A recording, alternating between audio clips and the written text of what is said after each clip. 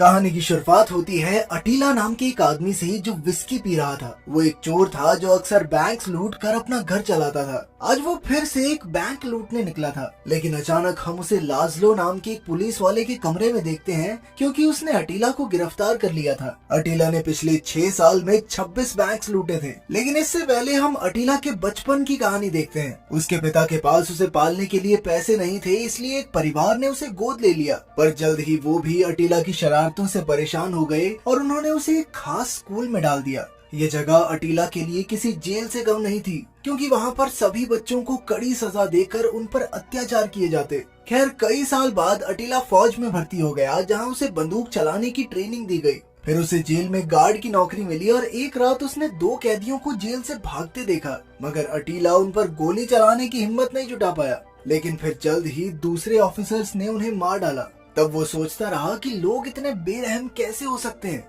उसी रात उसने फैसला कर लिया कि वो आर्मी में नहीं रहने वाला और वो वहाँ से भाग गया। वो एक ट्रेन के डिब्बे के नीचे सिर्फ एक बेल्ट के सहारे लटका रहा और आखिरकार बुडापेस्ट पहुंचा। वहाँ से उसने अपने आजाद जीवन की शुरुआत की और अपना आइस हॉकी खेलने का सपना पूरा करने की सोची। अटीला के पास रहने की जगह नहीं थी, इसलिए उसने वहीं सफाई की नौकरी ले ली ताकि उसे रहने की जगह मिल जाए। वो प्रैक्टिस के साथ साथ साफ सफाई और वहाँ के छोटे मोटे काम करता था। जल्द ही उसकी टीम के बाकी खिलाड़ियों के साथ दोस्ती हो गई और वो बाहर घूमने गए। तभी अटीला की नजर एक लड़की पर पड़ी और वो उसी वक्त दिल हार बैठा। अटीला ने तुरंत जाकर उससे बातचीत की और पता चला कि उसका नाम केटा है। खैर, बाद में वो केटा के साथ फिल्म देखने गया, मगर उसके पास पॉपकॉर्न खरीदने के भी पैसे नहीं थे, जिससे वो काफी शर्मिंदा हुआ। अब अटीला को काम करने के लिए इस देश का नागरिक होना जरूरी था, इसीलिए वो इमिग्रेशन ऑफिस पहुंचा।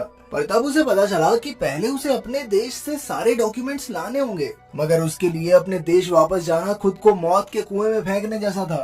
फिर अगले दिन अटीला अपनी टीम के साथ जिम में था, तो उसने अपने दोस्त जीरो से मदद मांगी। जीरो के अंकल इमिग्रेशन ऑफिस में काम करते थे, इसलिए अटीला चाहता था कि वो उसे नागरिकता दिलाने में मदद करे। खुशकिस्मती से जीरो मान गया। फिर पैसे लेकर वो जीरो के अंकल के पास पहुंचा, पर जीरो के अंकल ने कहा कि ये पैसे काम के लिए काफी नहीं होंगे। लेकिन बेचारे अटीला के पास और पैसे बिल्कुल नहीं थे, इसलिए जीरो के अंकल ने फिर भी उसे नागरिकता दिलवाने की कोशिश करने का वादा किया। फिर बाद में जब अटीला प्रैक्टिस के बाद घर लौटा, तो उसने टीवी पर देखा कि उसके देश के डिक्टेटर की तो मौत हो गई है। अब वो काफी परेशान हो गया, क्योंकि इस वजह से तो उसके देश से कागजात आने में काफी ज्यादा टाइम लग जाएगा। इसके बाद कुछ दिन तक तो अटीला काफी परेशान रहा, क्योंकि उसे डर था कि उसे किसी भी वक्त गिरफ्तार करके अपने देश वापस भेज दिया जाएगा। खैर, दूसरी ओर केटा अटीला को अपने माँ बाप से मिलवाने ले गई। जब उन्होंने अटीला से उसके काम और आगे के भविष्य के बारे में पूछा, तो अटीला के पास कोई जवाब नहीं था।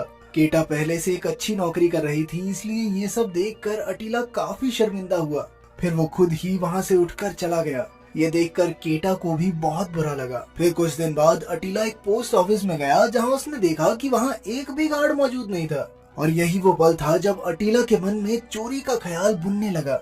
इसके बाद वो बाजार गया और भेस बदलने के लिए नकली बाल और नकली पिस्तौल खरीद लाया। फिर उसने घर जाकर एक ऑफिसर की तरह अपना भेस बनाया। अब पोस्ट ऑफिस में चोरी करने से पहले उसने विस्की की एक बोतल पी ली, ताकि उसकी घबराहट दूर हो जाए। जब वो पोस्ट ऑफिस पहुंचा, तो उसके चेहरे की हवाइयां उड़ी हुई थी। पहले तो वहाँ काम करने वालों को भी यकीन नहीं हुआ कि अटीला चोरी कर रहा है, लेकिन कुछ ही पलों में उसने लोगों को कमरे में बंद कर दिया और उनका सारा पैसा चुरा लिया। इसके बाद वो सारे पैसे लेकर फरार हो गया। वो सीधा ट्रेन की सुरंगों की ओर भागा, ताकि कोई सुराग पीछे ना रह जाए। साथ ही उसने अपने जूते और कपड़े भी उतार फेंके। आखिरकार जब वो घर पहुंचा, तो उसने देखा कि उसने काफी सारे पैसे चुरा लिए थे। तब से अटीला इन पैसों से ऐश करने लगा और उसने जोल्टी का उधार भी चुका दिया। उससे रुका नहीं गया और उसने एक गाड़ी भी खरीद ली। आखिरकार वो कई महीनों बाद केटा से मिला। जब केटा ने उससे पूछा कि वो इतने दिनों तक कहाँ था, तो उसने जवाब दिया कि वो पैसे कमाने की कोशिश में जुटा हुआ था, ताकि वो केटा के माँ बाप को दिखा सके कि वो निकम्मा नहीं है। ये सुनकर केटा तो बेहद खुश हुई। बाद में जब अटीला हॉकी प्रैक्टिस से घर वापस आया, तो अचानक उसके कुछ दोस्त उससे मिलने आ गए। पहले तो उन्हें लगा कि अटीला ने कोई बैंक लूटा है, पर अटीला ने बात घुमा दी कि उसने भालू की खाल बेचने का बिजनेस शुरू किया है, उसी से आए हैं पैसे। खैर, फिर कुछ ही समय में उसने सारा पैसा उड़ा दिया। अब अटीला इससे भी बड़ी चोरी करने के बारे में सोचने लगा। जल्द ही उसने काम शुरू कर दिया और इस बार उसने प्लान बनाया कि एक मोटर बाइक से भागेगा। लेकिन जब वो बिल्डिंग में चोरी करने पहुंचा, तो उसने ध्यान नहीं दिया कि वहाँ एक सिक्योरिटी गार्ड मौजूद था। जैसे ही वो चोरी करके बाहर निकला तो उसकी नजर गार्ड पर पड़ी तो अटीला तुरंत भाग निकला, लेकिन फिर कुछ ही पलों में उसे एक गाड़ी ने जोरदार टक्कर मार दी। अटीला फिर से उठकर भाग निकला, लेकिन फिर जल्द ही सिक्योरिटी गार्ड भी उसके पीछे पड़ गया। आखिरकार अटीला एक नदी में कूदकर बच निकला। उस दिन के बाद से अटीला लगातार चोरियां करने लगा और जल्द ही वो बैंक्स को लूट लूट कर अमीर हो गया। मगर हर बार चोरी करने से पहले वो एक विस्की की बोतल जरूर पीता था और चोरी के बाद निशानी के तौर पर बोतल वहीं छोड़ जाता। इसी वजह से जल्द ही वो विस्की बैंडिट के नाम से मशहूर हो गया। फिर एक बार अटीला केटा को वर्ल्ड टूर पर ले गया। जब इंस्पेक्टर लाजलो ने अटीला की ये कहानी सुनी तो वो सोच में पड़ गया कि अटीला जैसे चोर पूरी दुनिया घूम सकते हैं और उसके जैसे ईमानदार अफसर आज तक देश से बाहर भी नहीं जा सके।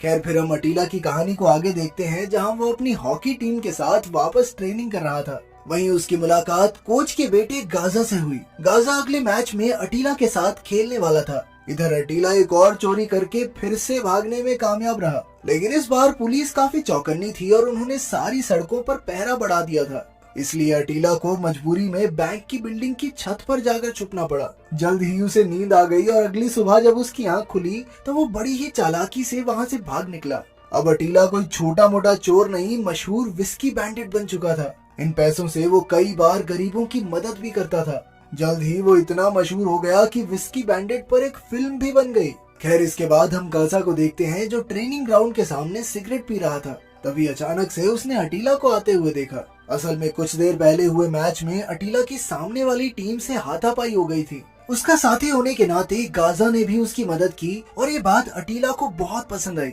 बातों ही बातों में अटीला ने उसे अपने चोरी के धंधे के बारे में बता ही दिया, क्योंकि उसे गाजा पर यकीन होने लगा था। असल में वो अगली चोरी बड़े पैमाने पर करने की सोच रहा था, जिसके लिए उसे एक साथी की जरूरत थी। जब गाजा को पता चला कि अटीला ही असली विस्की बैंडिट है तो उसके होश ही उड़ गए, क्योंकि वो तो लोगों में बहुत ज्यादा मशहूर था। गाजा ने बिना समय गवाए उससे हाथ मिला लिया और कुछ दिन बाद वो दोनों एक बड़े बैंक को लूटने के लिए निकल पड़े। इस दौरान अटीला ने गाजा को दरवाजे पर पहरा देने का जिम्मा दिया और खुद तिजोरी से पैसे चुराने पहुंच गया। आखिरकार उसने वहां विस्की की एक बोतल रखी और गाजा के साथ फरार हो गया। उनकी चोरी सफल रही, जिसकी खुशी में उन्होंने जमकर पार्टी की। मगर कुछ दिन बाद अटीला ने गाजा को उस चोरी के बारे में अपने दोस्तों से बात करते हुए सुना, जिससे अटीला आग बबूला हो गया और उसने बाद में गाजा को खूब डांटा।